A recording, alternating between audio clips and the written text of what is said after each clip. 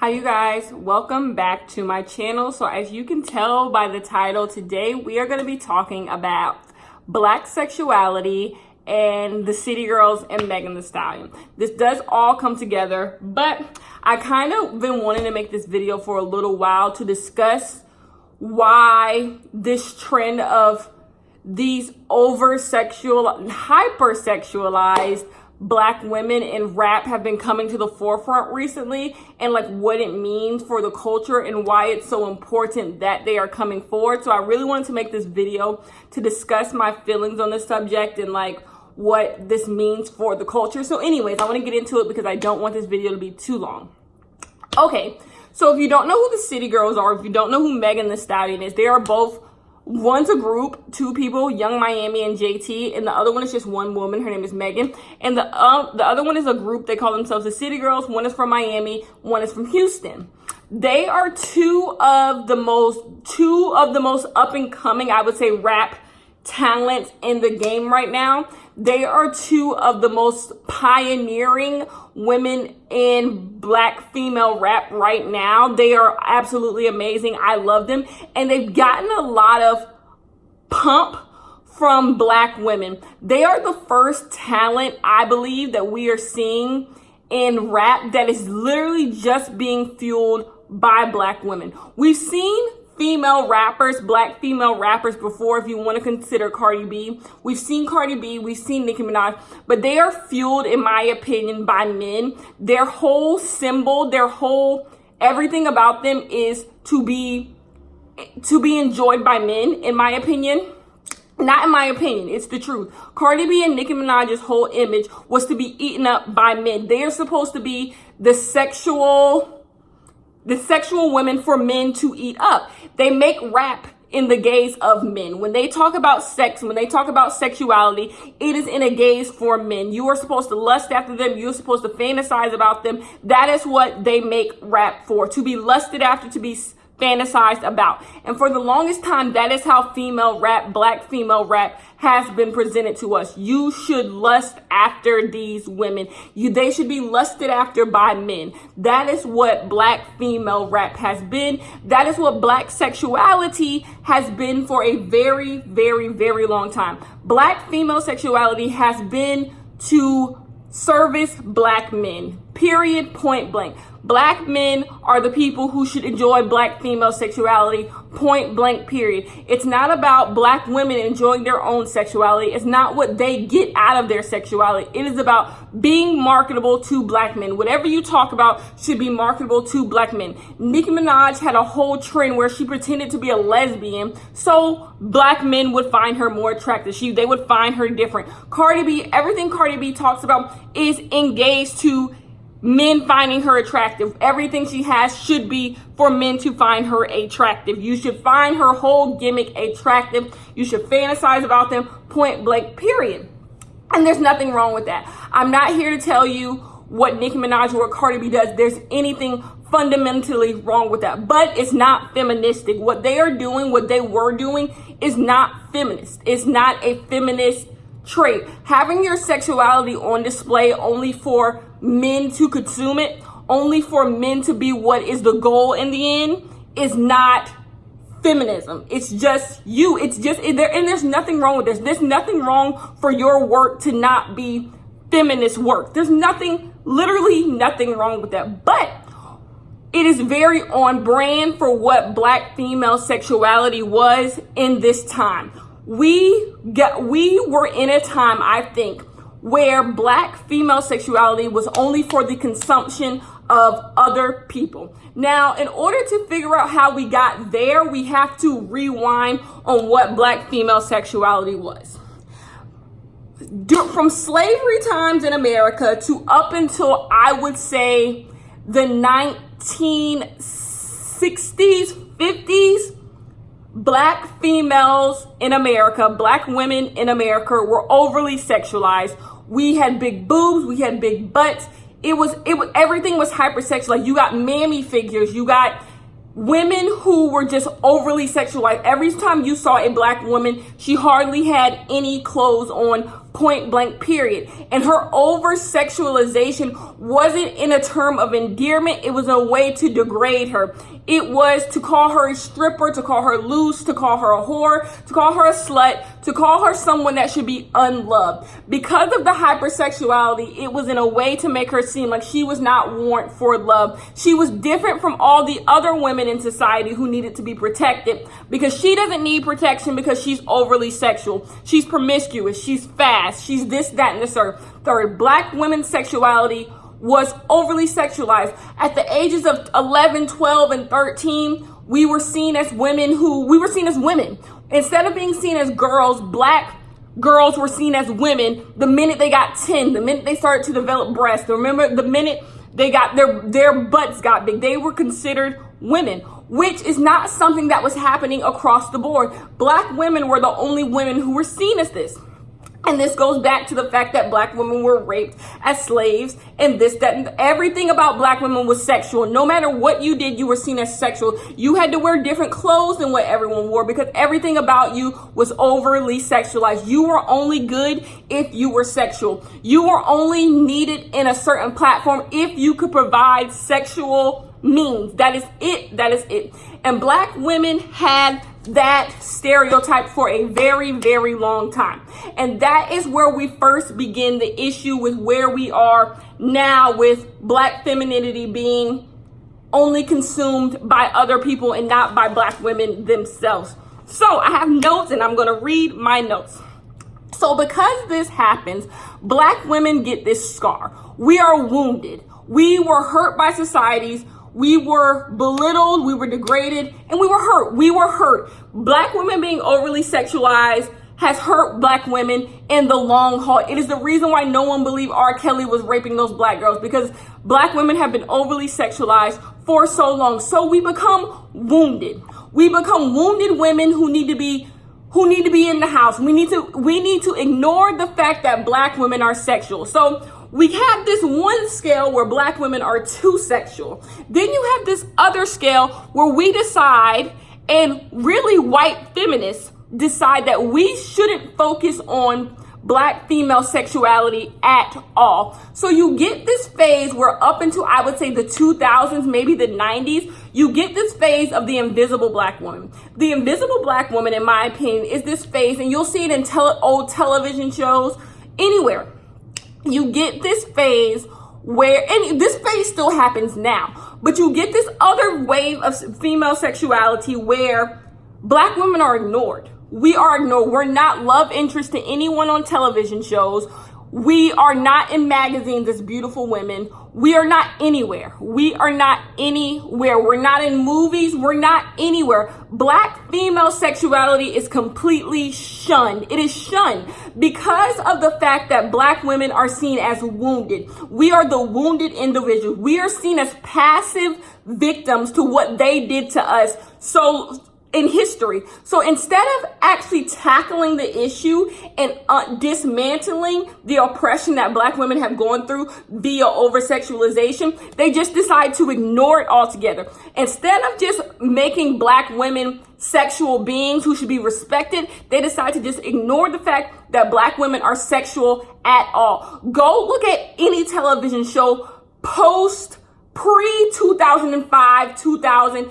I promise you, you will hardly see any middle-aged black woman as a love interest to anyone on a show. It's not a thing. It is not a thing for black women to be sought after by anyone. It's not. Black women become invisible. They become invisible in mainstream media whatsoever. You don't see black women anywhere. You don't see them sought after. When you see commercials with beautiful women, you don't see black women in there. You don't see it at all. So right now you're dealing with two things. You're dealing with either you're going to find a black woman who is overly sexualized, or you're going to find black women not at all. We are dealing with two extremes, which still leave actual black women oppressed, because no one falls on either of these scales. Black women are sexual, and black women should not be overly sexualized. So it leaves black women still invisible, still not having a voice in anything that is going on. Because of what happened with the over-sexualization of black women are seen as wounded. And because they are seen as wounded, you get woundedness. And no one wants to touch something that they feel is wounded. No one wants to stand by something that they feel has too many blemishes, too many scars. So that is where you get the elimination of pretty much black women in any sexual content. Any sexual content that is not over sexuality does not exist for black women. They are not allowed to talk about what they go through sexually. And this is not something that has just happened to us. Black women did it to themselves. You don't see a widespread of women talking about their sexuality. You don't, because there's no means for it. There's no market. So it seems like there is no market for black women to talk about their sex life. I'm right now watching Grey's Anatomy. Grey's Anatomy started in the early 2000s. There is no young black woman on Grey's Anatomy who has an overt sex life. No one. All you see is all these other women who sleep with these people, sleep with that people who are enjoying their sexuality. And no black woman on the show is doing that. None of them. This is something. Grey's Anatomy is supposed to be a show that is progressive, that is moving forward, and you still see it. You still see this elimination of black women. Black women don't exist as sexual beings. You don't see black women having sex, but that's something that doesn't exist. Black women are having sex, period. Young black women are having sex the same way young white women are having sex, young Asian, Latino. It is happening, but for some reason, the representation is not there. And the reason why the representation is not there, because no one wants to touch it. Because young black women were seen as fast and promiscuous, and all these over-sexual narratives were placed on black women, they decided to do the complete opposite. But it's not the complete opposite, because instead of them showing black women, because the complete opposite of being fast and being promiscuous would be to be pure, to be chaste. Instead of getting that narrative, we get the narrative of just not existing at all. We don't do anything. We're not love interest to anyone. We don't do nothing. Even black men on television shows, on white television shows, will date anyone but the black woman on the show, because that shows you the extreme of what has been happening in the media to silence black sexuality. So they don't want you to exist on either. So we can't over-sexualize them. So let's just not make them sexual at all. So then the 2000s come and you get the huge, I would say, mainstream rap explosion. Rap becomes huge and down south rap becomes huge. And with down south rap, you get things like BET Uncut, you get BET Spring Break, you get things like that. And this is where you get the exploitation of black sexuality. The exploitation of black sexuality is what is going to bring us into today's world. Black female sexuality only exists for other people's consumption. We get this with a Kim Kardashian. I'm going to use Kim Kardashian as an example because I love to drag Kim Kardashian. But no, this is where we see that black females, black women have big chests, big butts, big hips, some of them. We see that and we make it bigger than that.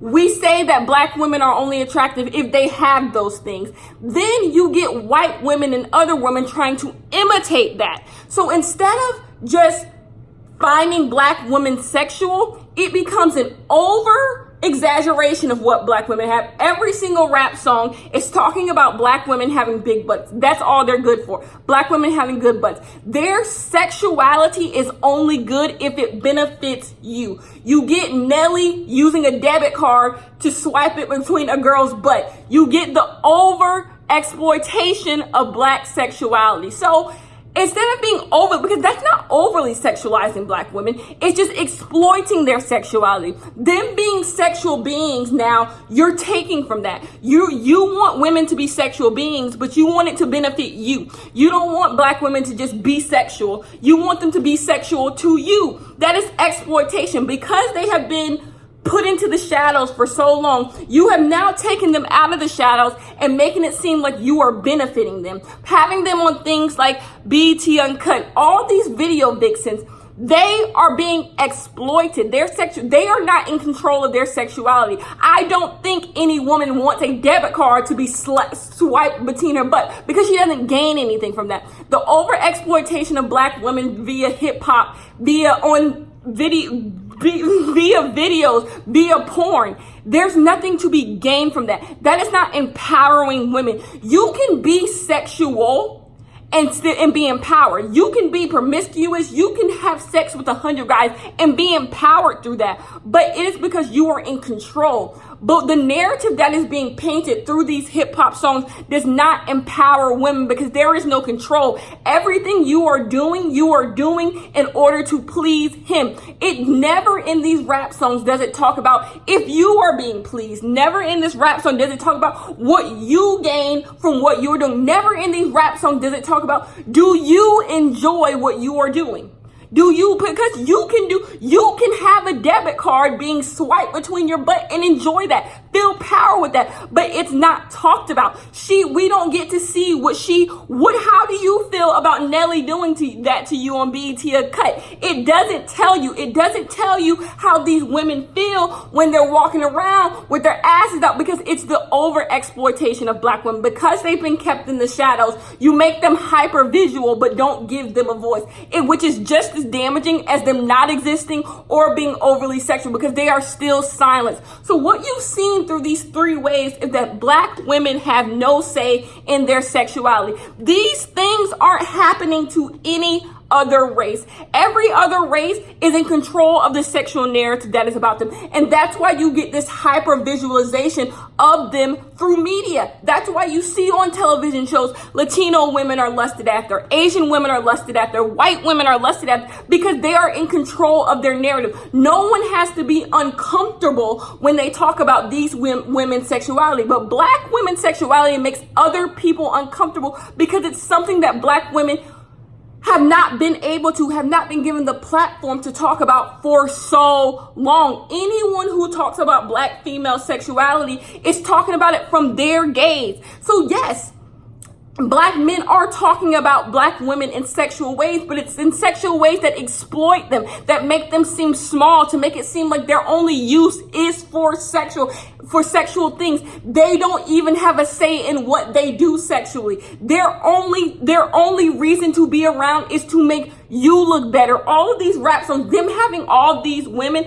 make them look better. It doesn't say what she leaves with. After she has sex with you, after the debit card gets swiped between her ass, after she's on BET Uncut, what does she gain from that? And that's why when you get the book Tales of a Video Vixen, you get Corinne Steffens trying to reclaim her narrative, trying to show you what she took from this. And that's why it was shunned. That's why she was looked down in the community. That's why everyone called her every whore, slut, because this narrative of black women talking about their own sexuality has not happened. And that's why I say a lot of people need to go revisit Tales of a Video Vixen by Corinne Steffens, because she was speaking a lot of, now whether you agree with what she was doing, she is telling you her side of the story. She is telling you how she was exploited, how it can seem like you are liberated. People like to use your own liberation against you. If you consider yourself a black liberated woman, they feel like you should be able to do anything. They feel like you can't be taken advantage of because you're liberated. You're in control of what you do, not realizing how all this history of oppression makes you feel like this is your only choice.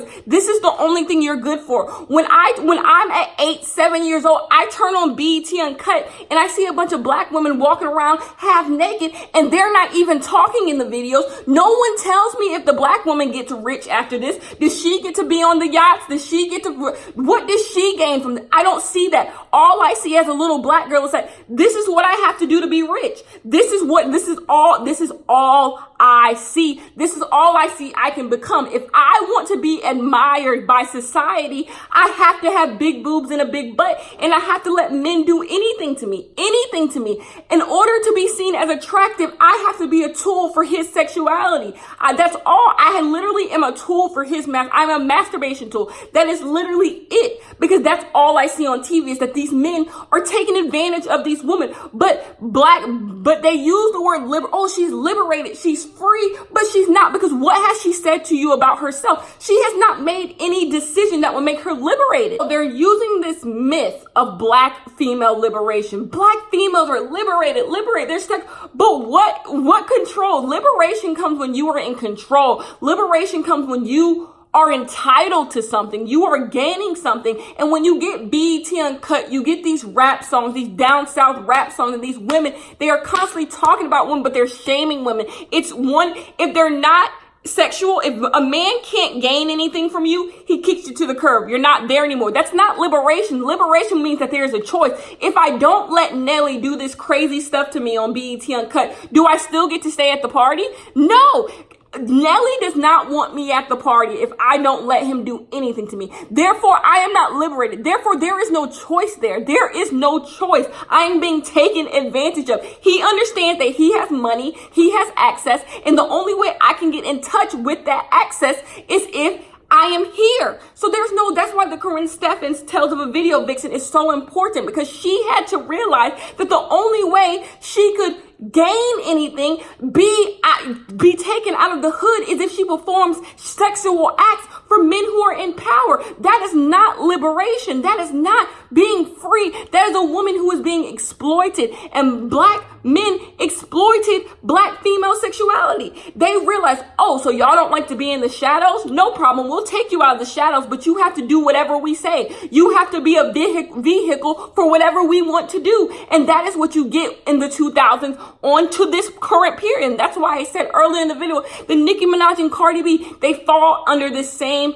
category. Nicki Minaj and Cardi B are great to look at. They are great to look at. And beyond that, no one would have paid attention to them if they were not great to look at. But you do get anomalies. You get Missy Elliott. But the issue with the Missy Elliott is Missy Elliott and Eve and Queen Latifah, they are ridiculously talented. And that's where the issue lies. They are ridiculously talented. You cannot, Missy was far ahead of her peers. Period. So you couldn't deny what she was able to do in music. But the issue when it comes to actual equality, women who are not as talented should be able to have a spot in hip hop, because there are places in hip hop for everyone. White women get places in hip hop. White men get places in hip hop who are not talented. So where are the places in hip hop for black women who don't have the pedigree of a Missy Elliott or Eve or of any, like, where are those people? They don't exist. They don't exist. So when you get Nicki and Cardi B, who maybe definitely on the Cardi B side don't have the talent of the people around them, they're great to look at. They're great to look at. And so you still have this way where black men feel like they can exploit black female sexuality. We want Nicki Minaj to talk about her vagina all the time. And then when Nicki Minaj gets tired, they move on to the next woman talking about her, Cardi B. But when they talk about their sexuality, it's not in relation to themselves. It's not how they feel. It's how they make you feel. It's how they make men feel after they perform these sexual acts. And therefore, there is the issue. There is a reason why Cardi B and Nicki Minaj music, for the most part, Nicki Minaj didn't make a switch, but Nicki Minaj got stale, but that's here nor there. So Cardi, when Cardi comes along and she's doing this, it is for men. Men can eat this up because it still plays into this fantasy. Cardi B will do anything for me. Cardi B will do anything to me. Once again, exploiting black female sexuality. Black female sexuality is not in their own hands. Whatever they do sexual has to benefit someone else. Their sexuality constantly has to benefit someone else. And we get this same idea through just black women existing.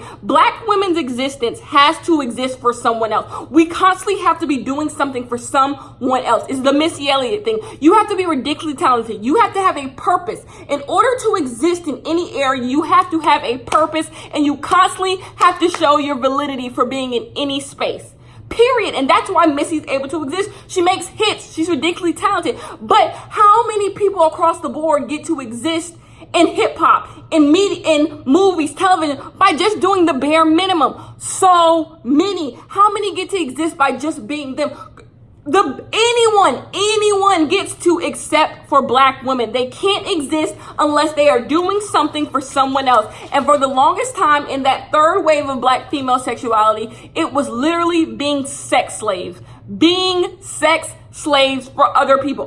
Whatever they felt did not matter as long as they were being good sex slaves. And that's when Corinne Steffens stopped being the sex slave. When she started to tell on these dudes, what did people get? They got upset. People get upset when you go against the norm. People get upset when it feels like you are going against everything they believed in. And Corinne Steffens, when she wrote Tales of a Video Vixen, they felt like she was going against everything that was curated. You're supposed to just let men do whatever they want to do with you and shut up. And they're giving you a couple dollars at the end of the month. They're letting you ride around in their cars, their fancy cars. Shut up. Who cares how you feel? Who cares what you gain out of this? It does not matter. That's not your purpose. They only see your purpose as beneficial if it's benefiting someone else. Corinne Steffens, we don't need to hear anything out of your mouth. We just need to see what that mouth do. You see they don't want to hear your side of the story. They don't want to see that you enjoy the sexual things that are happening. You think anyone wants to hear Corinne Steffens talk about how she enjoys having sex with men and what she gains from it, what she gains from these sex? No, they don't care. They don't care how Corinne Steffens feels after she leaves any sexual encounter with a man. They do not care because it is not about her pleasure. She is not in control of her sexuality. You see what I'm saying? You see what I'm saying? And that's why Tales of a Video Vixen was ahead of its time. I'm not sitting up here saying Corinne Steffens is some feminist, but what I am saying is Corinne Steffens switched the narrative and it made a lot of people uncomfortable. But let's get to the topic of this video, 30 minutes in. The City Girls and Megan Thee Stallion. Go listen to the City Girls album, period. Go listen to any of Megan Thee Stallion's, her countless works. And you will see a shift. You will see a shift in narrative. You will see a shift in perspective. If you listen to any of their music, you get it. If you listen to any of them, you understand exactly what I am saying. You get this shift of women reclaiming their sexuality. Their sexuality is theirs, and they get to control what is happening with their sexuality. If I said it once, I've said it a million times. There is nothing wrong with being a hoe. There's nothing wrong with being promiscuous.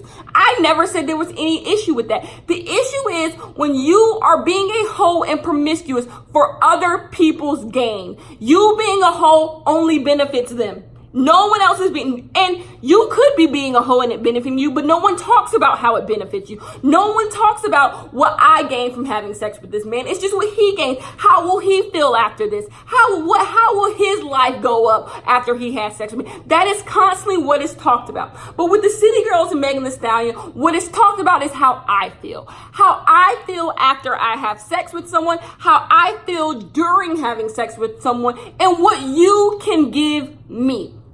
Now, is it hypersexual? Yes.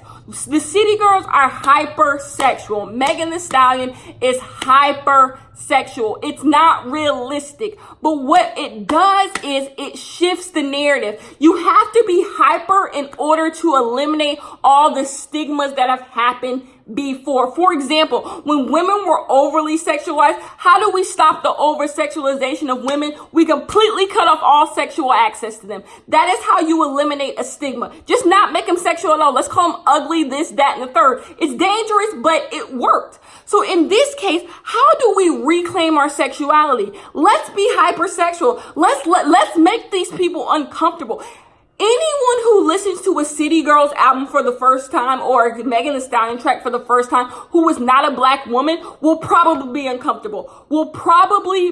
uncomfortable. Because you have yet to see someone be violent when it comes to their sexuality. To be violent, to violently reclaim your sexuality. And that is what the City Girls and Megan Thee Stallion. They're violently reclaiming their sexuality. Yes, I have sex with men in order to gain things. Period. And it might make you uncomfortable, but the only reason it makes you uncomfortable because it's coming from a black woman. Because people throughout history do this all the time. I literally just watched Grey's Anatomy where the Asian woman on Grey's Anatomy is having sex with the black man and she gains something from it. We see this dynamic all the time. When these rappers were talking about having sex with all these women, it gave them clout. It gave them credibility. I'm the big man around here. Like, I have sex with this. So you gain something. Throughout history, men and other women who are not black have gained things from sexual actions, and they talk about it freely, but it gets ignored. You don't even notice that there's something in exchange. You don't even notice that through these sexual encounters that they are having with people, that there is something being exchanged. So what have the City Girls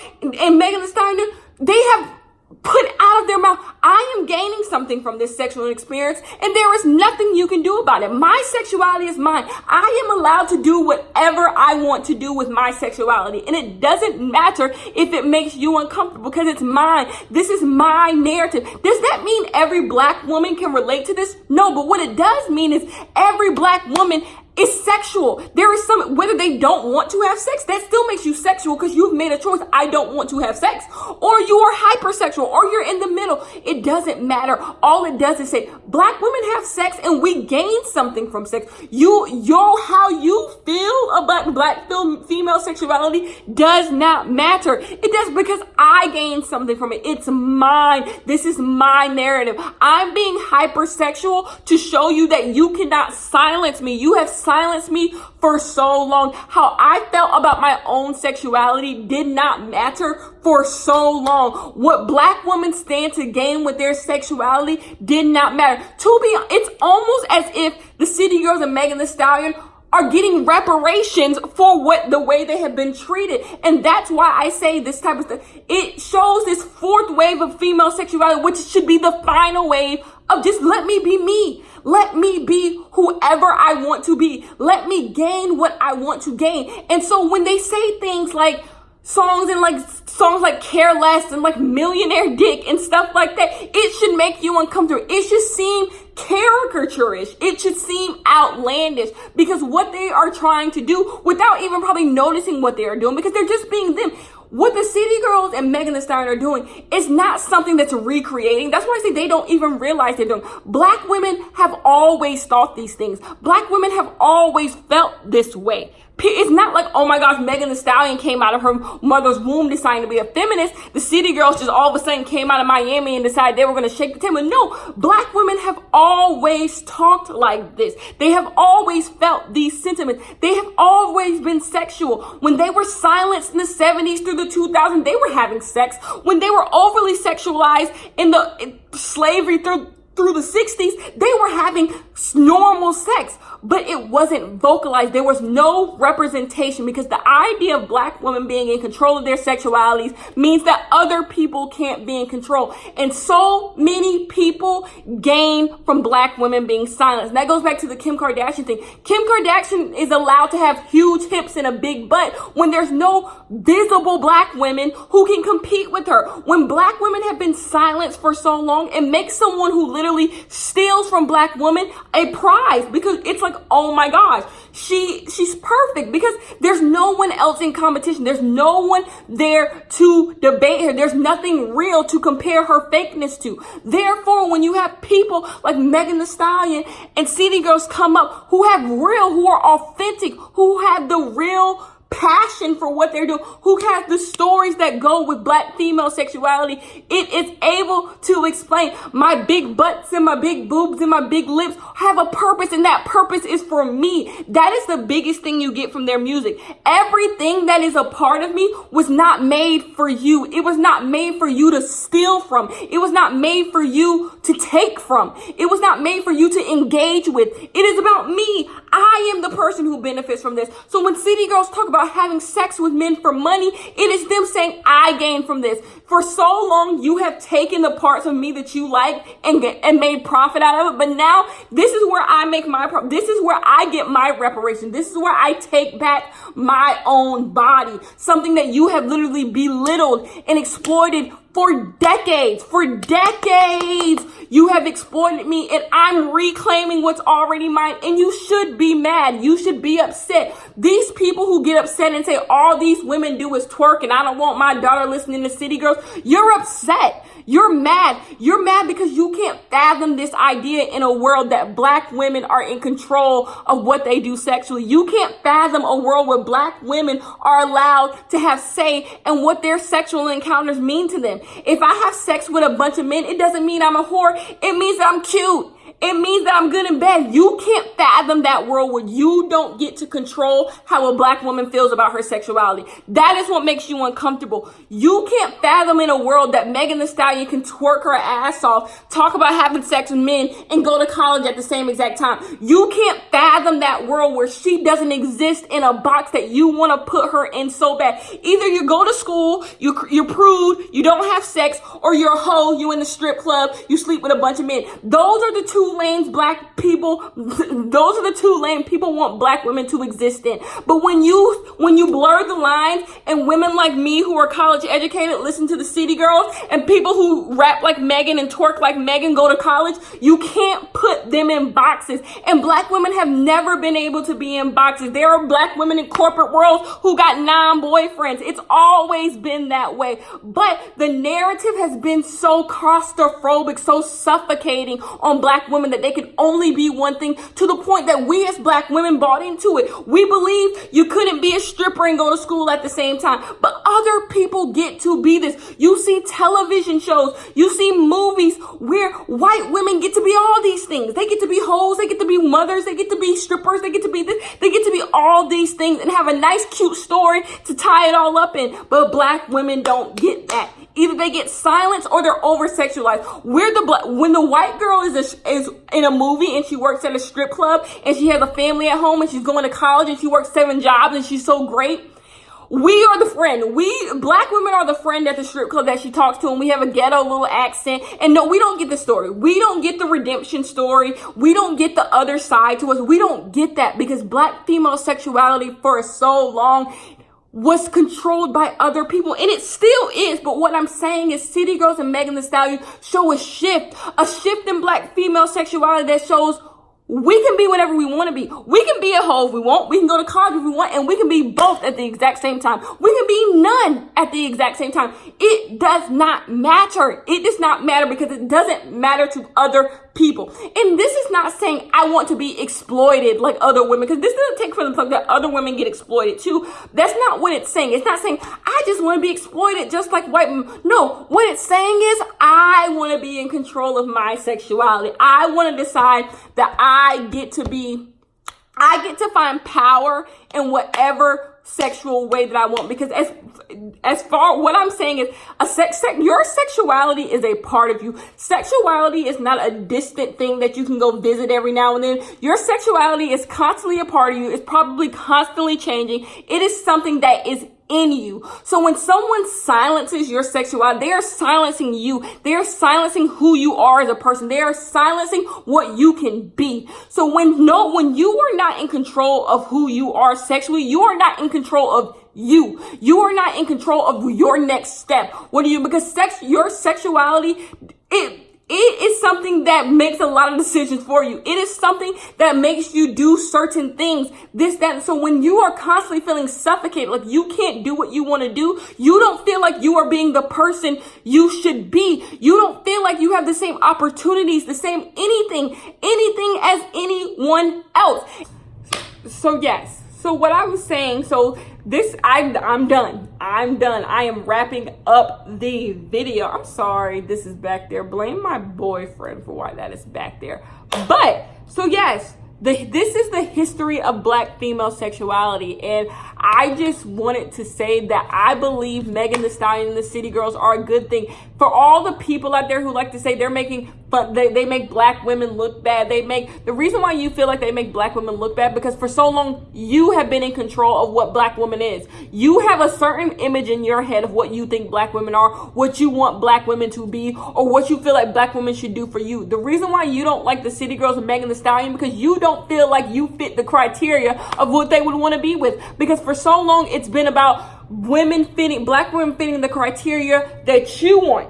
They are trying to fit into a mold that you made for them. But what Stallion and City Girls are doing is saying, I have a mold, and you have to fit my mold. You have to be able to do something for me, period. Because for so long, you have been able to say what I have to do for you. So these are the waves. I want to break it down just to end this on what these waves are. So first, you get the over-sexualization of black women. You get that through the Mammy figure, through this over Sarah Bartman. Like, you get this over-sexualization of black women. It's seen as animalistic. Yes, you get this animalistic representation of what sexuality of black women are. And so then that becomes the sexual silence. Well, if you don't want to be overly sexualized, we just won't talk about your ugly asses at all. And so with that over sexualization, you get this violence, this shunness, this ugliness, this uselessness. Black women are useless unless they're not overly sexualized. And so then you get that. And then from the silence comes the mockery.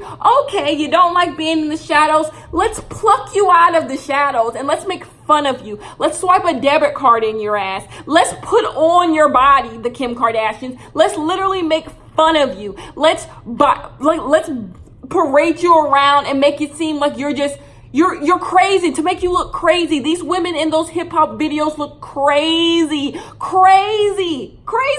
And the reason why they look crazy is because they were not in control. Other people were saying, this is what black female sexuality is. And guess what? We get to do anything with it. So they make a mockery of black women. These white women making their lips this big and making their asses this fat. It's making a mockery of what black women go through, what black women have gone through in history. It's comical to them. I can put on your costume and be seen as better than you, period. It's a mockery. And so now we get this idea of black women reclaiming their sexuality through the City Girls, and it's beautiful. I enjoy it. Go listen to all of their work. Shout out to Megan Thee Stallion. Her mother died today. I just want to give her a good shout out and hope my sister's doing good. Love the City Girls. Free my girl JT.